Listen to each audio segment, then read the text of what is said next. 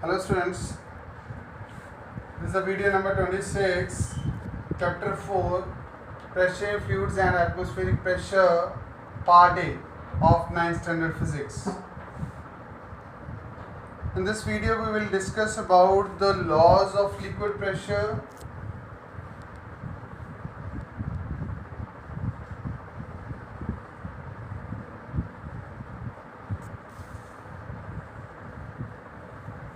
and some consequences of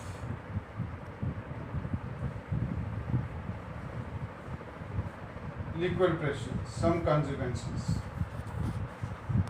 for the same liquid pressure.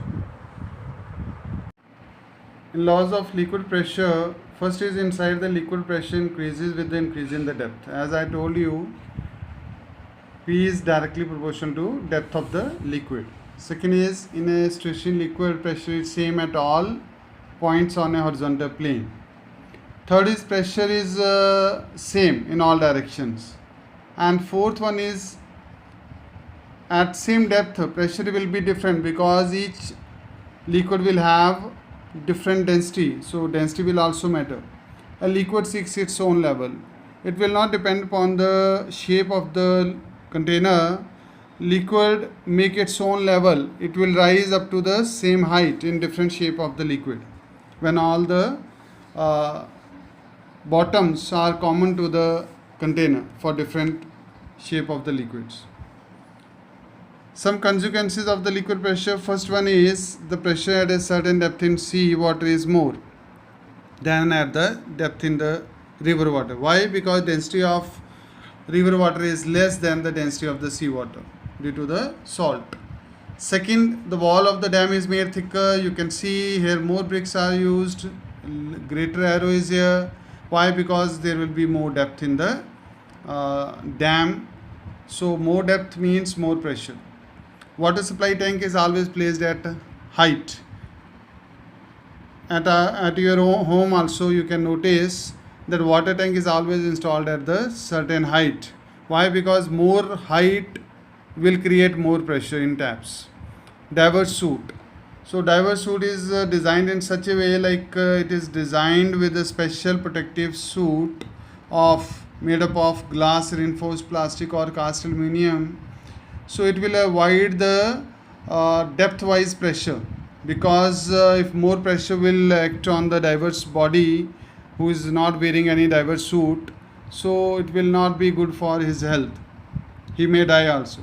Just to avoid that undesired pressure, diver's suit is required.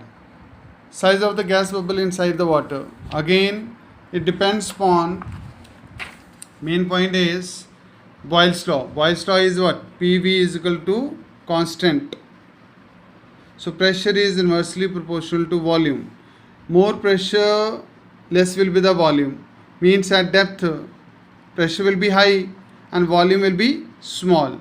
But if the bubble will rise upward, definitely the volume will increase and pressure will decrease. Both are inversely proportional to each other. After that, transmission of pressure in liquids, Pascal's law, very important law. Pascal's law states that the pressure exerted anywhere in a confined liquid is transmitted equally and undiminished in all directions throughout the liquid. You can see this piston, if I'll exert pressure or with force, if I'll push it. So this is the confined one, closed liquid. The liquid from these different openings will come out with the same pressure and will rise up to a same height. It means pressure is transmitted equally. Applications of Pascal's law. This I will explain on the board. The principle of the hydraulic machine, very important part. The principle of each hydraulic machine is that a small force applied on a smaller piston is transmitted to produce a large force on the bigger piston. So this I will explain on board. So in this principle of hydraulic machine, there are two cylinders. One is of narrow area, that is A1, and there is another cylinder of A2 area. So this cylindrical container is connected through this tube containing water, and when we will exert input force F1, automatically greater force will act on this larger cylinder, that is F2. So according to Pascal's law,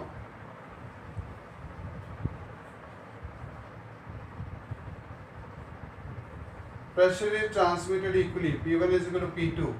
This side P2 pressure is acting and this side P1 pressure is acting. So P1 is equal to F1 upon A1 and P2 is equal to F2 upon A2. By rearranging, we will get F2 is equal to A2 upon A1 into F1. As we know, this A2 upon A1 is always greater than 1. So if it is greater than 1, it means F2 upon F1 will also be greater than 1. So similarly, on the same basis we can say by rearranging, F2 will also be greater than F1, means more output force will get by applying less input force. So what it means, it is acting as a force multiplier. This is the basic of the principle of hydraulic machine, and the same principle will use in three kind of machines. One is hydraulic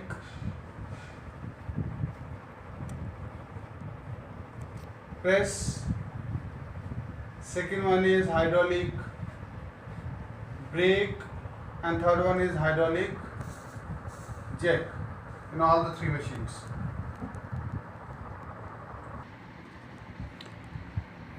This is one of the example of the hydraulic machine. First is hydraulic press. So I'll explain you the working of this. Here is the lever. When we will pull this lever upward inside this narrow cylinder, pump plunger, you can say, less pressure will be created. Outside atmospheric pressure is always greater. So already it is acting on that because it is open. Atmospheric pressure, if it is greater, water will start rising in this pump plunger. It will get collected over here, and with the weight of that, this valve will get closed, and this particular lever, if we will push it in downward direction, so this water with greater pressure will start moving towards this press plunger. This is the second container, second cylinder with the larger area. So with the larger area, this you know that F2 force will act in upward direction, and with that this platform will start rising upward. If it is moving against this fixed wall, so this bale of cotton will easily get compressed, and when our task is over, there is one release valve. This release valve will open and just provide that path for the this pressed liquid to come back to the reservoir. So this is a kind of container containing the release valve. So release valve, if will open, definitely there will be the release of pressure and liquid will come back to the reservoir. There are different uses also for hydraulic press. We can press the cotton bales. We can extract the juice also for squeezing oil out of this cotton seeds, and even we can engrave monogram on certain goods. Hydraulic jack, exact idea is same, but we are not moving this platform against the ceiling, fixed ceiling. Why? If there is a fixed rigid support, this car can easily compressed, but we don't want to compress it, we just want to lift it. So if we'll press this handle in downward, this valve will get open, and this pressure P1 is equal to P2 pressure due to Pascal's law, and here is the larger area cylinder, so greater force will be experienced by this platform, and it is acting as a force multiplier. Definitely this car can easily lifted. Come to the third one, hydraulic brakes. Again you can see there is one master cylinder and second one is wheel cylinder. Area of cross section of master cylinder is small, wheel cylinder is large, and when the foot pedal is pressed, then greater pressure will be exerted on the brake shoe will go outward. If brake shoe will start coming in contact with the inner rim of the wheel, so the motion of the wheel will get retarded. This is one example of the wheel. Same can be repeated to the other side also. And spring will play its role. The task, when it is over, the speed of the vehicle is reduced. This spring will play its role. It can easily bring back these brake shoes to their original position, and the pressurized liquid will return back to the master cylinder. So this is all about the hydraulic brake. All the machines, they are acting as a force multiplier. So just read the content from the book also simultaneously. Easily you can get the mastery of the topic. Thank you very much.